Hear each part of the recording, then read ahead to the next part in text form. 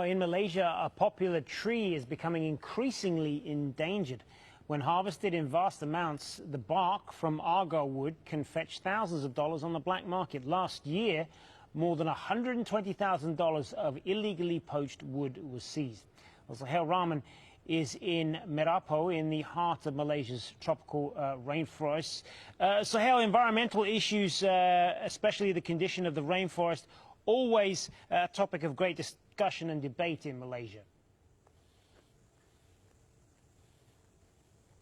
Indeed, yes, not just Malaysia but globally as well, Hazem, and the protection of the forests is always a highly contentious issue and one that is debated, as you say, by those that care and rely on the forests, and none more so than here in Malaysia, where the government estimates that annually up to 1% of its rainforest disappears. There's deforestation that does happen here. Part of that is due to poaching, part of it is due to agricultural farmers encroaching on that natural rainforest. And over the years, what the government has done is now issued licenses to companies such as Asia Plantations, where I am here in Bahu Parat, where they actually take over disused or unused agricultural land. So no initial deforestation has happened here at all. They've taken over here an old palm oil plantation. They've planted the saplings of the Aquilaria tree, the Agarwood that you mentioned tree. And from the Agarwood itself, in 7 years' time, when these trees mature, is a product that is so highly valued by the perfumery industry internationally,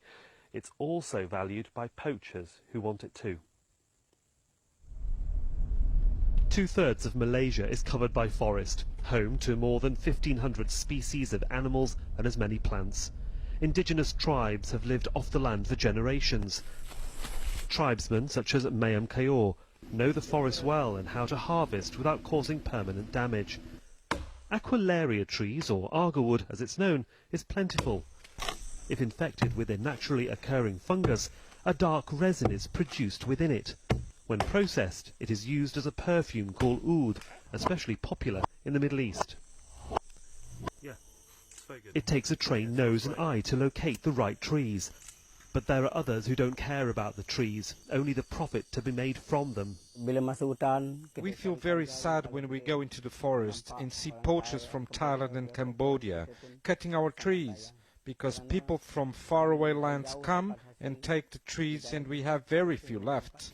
Up to 80 members of Mayam's community harvest the resin that comes from these Agarwood trees, but that's not the case for poachers that enter Malaysia and fell these trees, whether they've got resin in them or not.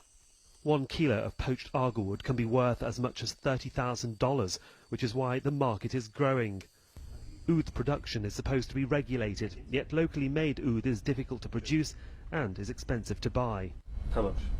1,000 plus, 2,000 sometimes. I sell, yeah, but the cost price, no. It's very expensive. Yeah.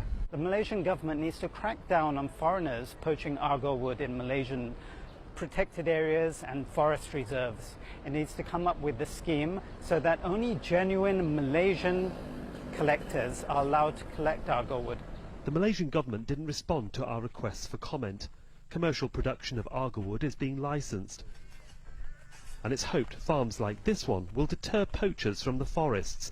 They aren't just nurturing young saplings, but local people who depend on the land to survive.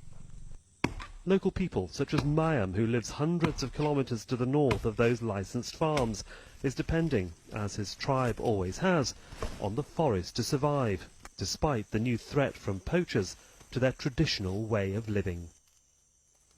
And Sohail, poaching isn't the only concern. The environmental actions of neighbours in the region also affecting the lives of many Malaysians who don't even depend on the forest. Yes, indeed, Hazem. What we've seen here in the past few weeks across the Malacca Strait and looking into Indonesia is the ongoing, you might say, slash and burn of agricultural land and the burning of forests, and that environmental change and the smog and the haze, as it's called, that it's created in Indonesia has been floating across to neighbouring countries such as Malaysia, Singapore. It's actually part of it's heading up to Thailand at the moment, we've also heard. And as Step Vasson mentioned on Thursday's report from Indonesia, it's a huge problem that these countries in the region face. Malaysia and Indonesia are sitting down to have talks on Saturday as to what they can do to work together to try and reduce the haze, to try and reduce the burning of these forests and also the agricultural land. And these are the sorts of issues that are very important to countries here in Malaysia. There are different environmental issues important to countries in Europe and North America. And when these countries gather together at the end of the year in Paris at the UN-sponsored climate change talks, it's these very issues that will be the heart of what they want to see change and happen. Whether it does or not is another thing, but we have to remember that Francois Hollande, the French president, visited the Philippines after several typhoons. He knows the effects of the environment here in the region. Be interesting to see how he actually drives those talks in December. All right, so Rahman reporting to us there from Batu Pahat in southwest Malaysia.